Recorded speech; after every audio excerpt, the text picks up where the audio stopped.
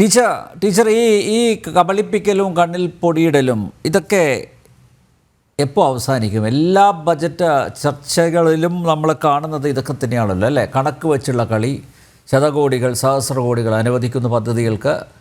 ഇവരിപ്പോൾ വിചാരിക്കുന്നത് ജനങ്ങൾ ഇതൊക്കെ മറക്കുന്നതാണ്, ഒരു വർഷം കഴിയുമ്പോൾ മറക്കുന്നതാണ്. പക്ഷേ കൃത്യമായിട്ട് നോക്കൂ, ഇന്ന് സോഷ്യൽ മീഡിയ പരിശോധിച്ചപ്പോൾ നേരത്തെ അഡ്വക്കേറ്റ് ജയസൂര്യനെ പറഞ്ഞു, അതേ റൈറ്റ് ടു ഇൻഫർമേഷൻ വഴി എടുത്ത് വെച്ചിട്ടുണ്ട് 30 പദ്ധതികൾ പ്രഖ്യാപിച്ചിട്ടുണ്ട്, പക്ഷേ നടപ്പിലായിട്ടില്ല. ഇതിന് ഒരു മാറ്റം വേണ്ടതല്ലേ? ഒരു പ്രോഗ്രസ് റിപ്പോർട്ട് അവതരിപ്പിക്കേണ്ടതല്ലേ അല്ലേ? ആത്മാർത്ഥമാണെങ്കിൽ, സമീപനത്തിൽ ആത്മാർത്ഥതയുണ്ടെങ്കിൽ സർക്കാരിൻ്റെ ഭാഗത്തു നിന്നൊരു പ്രോഗ്രസ് റിപ്പോർട്ട് അത് ധനമന്ത്രി സഭയിൽ തന്നെ അവതരിപ്പിക്കുന്നതാണ്. മാത്രമല്ല ടീച്ചർ ഒരു കാര്യം കൂടി, അതിനുകൂടെ ടീച്ചർ മറുപടി പറയണം. സാമ്പത്തിക അവലോകന റിപ്പോർട്ട് അല്ലേ, ബജറ്റിൻ്റെ അവതരണത്തിൻ്റെ തലേ ദിവസം അത് ടേബിൾ ചെയ്യുന്നതാണ്. അത് ഉണ്ടായിട്ടില്ല.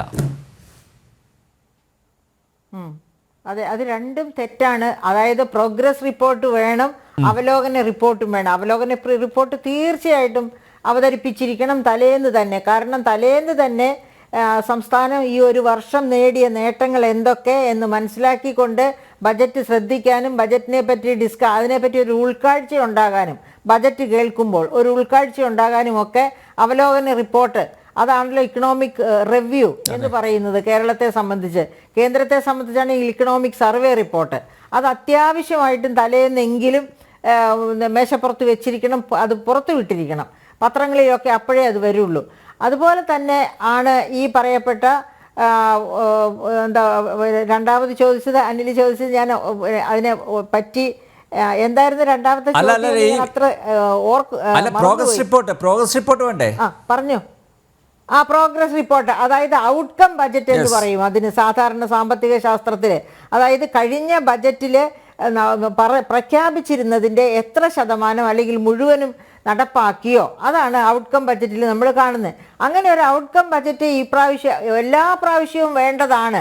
അങ്ങനെ ഒരു ഔട്ട്കം ബജറ്റ് വയ്ക്കുകയാണെങ്കിൽ ഒരു ബിഗ് സീറോ ആയിരിക്കും ഈ കഴിഞ്ഞ വർഷത്തെ ബജറ്റിൻ്റെ പ്രഖ്യാപനങ്ങളും നടത്തിപ്പും തമ്മിലുള്ള ബന്ധം നോക്കുമ്പോൾ കാര്യമായിട്ടൊന്നും തന്നെ കാണില്ല. അതാണ് പദ്ധതി വിഹിതം വെട്ടിക്കുറച്ചതിൽ നിന്ന് തന്നെ നമുക്ക് മനസ്സിലാക്കാൻ പറ്റും. അപ്പോൾ അങ്ങനെ പദ്ധതി വിഹിതം വെട്ടിക്കുറച്ചുകൊണ്ടിരിക്കുന്ന, അപ്പോൾ ഇപ്പം എൻ്റെ ഒരു പേടി, ഈ ഔട്ട്കം ബജറ്റ് നോക്കണമെന്ന് പറയുമ്പോൾ അനിൽ നമ്പ്യാരൊക്കെ ഓർക്കുന്നുണ്ടാകും, നമ്മുടെ പ്രളയം കഴിഞ്ഞപ്പോൾ നമ്മുടെ മുഖ്യമന്ത്രിയും പരിവാരങ്ങളും കൂടി നെതർലാൻഡ്സിലേക്ക് പോയി കുട്ടനാടിനെ രക്ഷപ്പെടുത്താനുള്ള ഒരു പാക്കേജ് ഉണ്ടാക്കാനായിട്ട്. എന്നിട്ട് റൂം ഫോർ റിവർ എന്ന് പറഞ്ഞ് ഇവിടെ കിടന്ന് വട്ടം കറങ്ങി എത്ര വർഷമായി കുട്ടനാടിന് വേണ്ടി എന്തെങ്കിലും ചെയ്തോ? അത് തന്നെ ആകുമോ പാവപ്പെട്ട വയനാട്ടിലെ ചൂരൽ മലക്കാർക്കും മുണ്ടക്കൈക്കാർക്കും എന്ന ഭയം എനിക്കിപ്പോഴും ഉണ്ട്. ഈ 750 കോടിയുടെ പാക്കേജ്, ഈ പാക്കേജ് ഒന്ന് ഇനിഷ്യേറ്റ് ചെയ്ത് കൊണ്ടുവരുവാണെങ്കിൽ തന്നെ അതിനകത്ത് പറഞ്ഞിരിക്കുന്ന സ്വകാര്യ വ്യക്തികളും ഏജൻസികളും അവർ ചെയ്യാമെന്ന് പറഞ്ഞതൊക്കെ അവർ തൃപ്തികരമായിട്ട്, വളരെ നന്നായിട്ട്, തൃപ്തികരമായിട്ടില്ല, അങ്ങേയറ്റം നന്നായിട്ട് ചെയ്യും. പക്ഷേ ഗവൺമെൻറ് ആണല്ലോ അത് ഇനിഷ്യേറ്റ് ചെയ്യണം. നേരത്തെ അനിൽ നമ്പ്യാർ തന്നെ പറഞ്ഞതുപോലെ ഭൂമി ഏറ്റെടുത്ത് കൊടുക്കുക, അതിൻ്റെ കടമ്പകൾ ഓവർകം ചെയ്യുക. അത് ഗവൺമെൻറ് ചെയ്തു കഴിഞ്ഞാൽ അത് നന്നായി പോകും.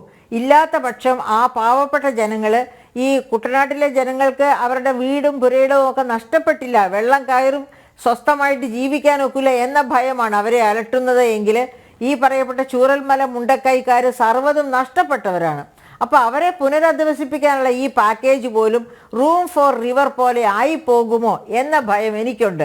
അവിടെയും അയ്യോ കേന്ദ്രം തന്നില്ല അതുകൊണ്ട് ഞങ്ങളൊന്നും ചെയ്യാതിരിക്കുകയാണ് എന്ന് പറഞ്ഞിരിക്കാം. പക്ഷേ കോടതി തന്നെ പറഞ്ഞിട്ടുണ്ട് അതിൻ്റെ പ്രവർത്തനവുമായിട്ട് മുൻപോട്ട് പോകണം സംസ്ഥാന സർക്കാർ എന്ന് പറഞ്ഞിട്ടുണ്ട്. അപ്പോൾ അങ്ങനെ കോടതി പറഞ്ഞാൽ ഇവർക്ക് പുല്ല് വിലയാണ്. കാരണം ഈ നോക്കുകൂലി, കേരളത്തിലെ നോക്കുകൂലി നിർത്തലാക്കണം, ക്യാമ്പസ് രാഷ്ട്രീയത്തിലെ ഈ കൊലപാതക രാഷ്ട്രീയം നിർത്തലാക്കണം എന്നൊക്കെ എത്രയോ പ്രാവശ്യം കോടതി തന്നെ ഇടപെട്ട് പറഞ്ഞിരിക്കുന്നു.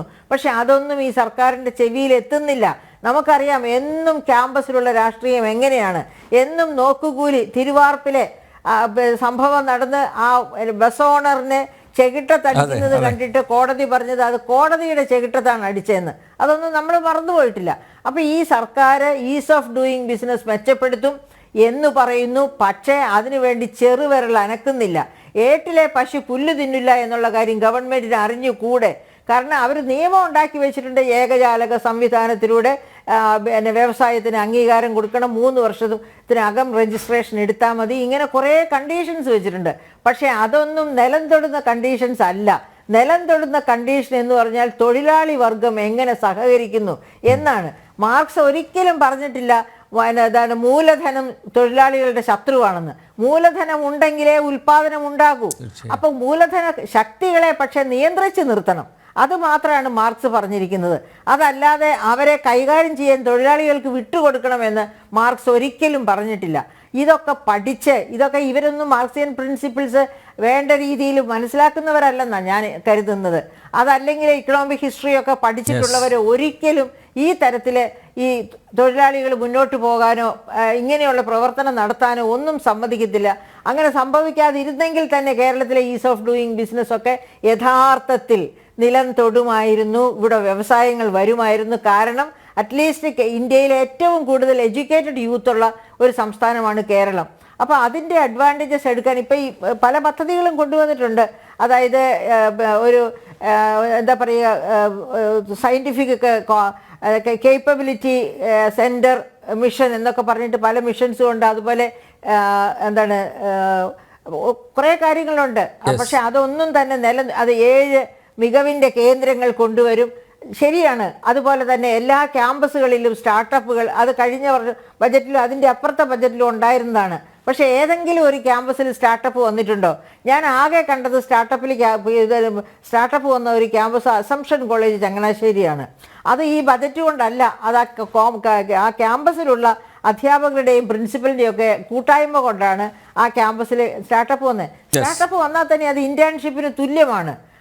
ഇതൊക്കെ കണക്കിലെടുത്തുകൊണ്ടുള്ള ഒരു ഇനീഷ്യേറ്റീവ് ഗവൺമെൻറ് ഭാഗത്തുനിന്ന് വരണമെന്നുണ്ടെങ്കിൽ മൂലധന ഇൻവെസ്റ്റ്മെൻറ്റ് വേണം. അത് പ്രഖ്യാപനത്തിൽ പോരാ. ഈ കഴിഞ്ഞ ബജറ്റുകളിലൊക്കെ പ്രഖ്യാപനത്തിൽ ധാരാളം മൂലധനം വന്നു. പക്ഷേ അതൊന്നും തന്നെ ഇൻവെസ്റ്റ്മെൻ്റ് ആയിട്ട് മൂലധന നിക്ഷേപമായിട്ട് കലാശിച്ചില്ല.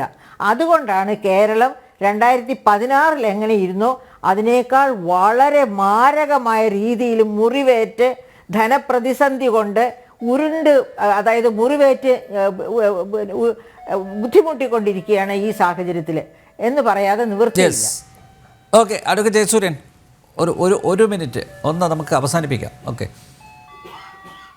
അതായത് ഈ ബജറ്റ് എന്ന് പറയുന്നത് ഞാൻ നേരത്തെ സൂചിപ്പിച്ച പോലെ 85% ബജറ്റും കേന്ദ്ര ബജറ്റിന്റെ തനിയാവർത്തനം മാത്രമാണ്. 30 പദ്ധതികൾ കഴിഞ്ഞ ബജറ്റിൽ പറഞ്ഞ 30 പദ്ധതികൾ ഒരു പൈസ പോലും നടപ്പാക്കിയിട്ടില്ല, മുടക്കിയിട്ടില്ല.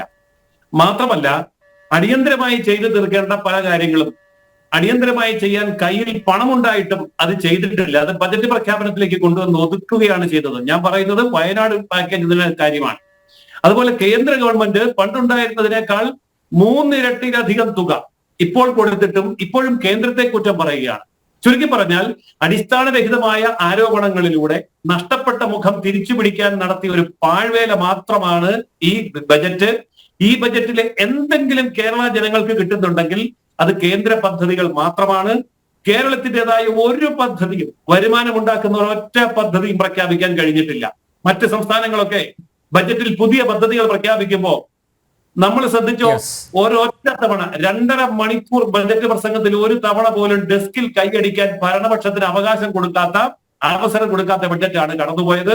ഇത് കേരളത്തിന്റെ സർവനാശത്തിന്റെ മുഖചിത്രം തന്നെയാണ് ഈ ബജറ്റ്. ഓക്കെ, എന്തായാലും കഴിഞ്ഞ ബജറ്റിൽ പ്രഖ്യാപിച്ച പദ്ധതികളിൽ ഭൂരിപക്ഷവും നടപ്പിലാക്കാൻ ആയിട്ടില്ല. സാമ്പത്തിക അവലോകന റിപ്പോർട്ടില്ല, വികസനത്തിൻ്റെ പ്രോഗ്രസ് റിപ്പോർട്ടില്ല.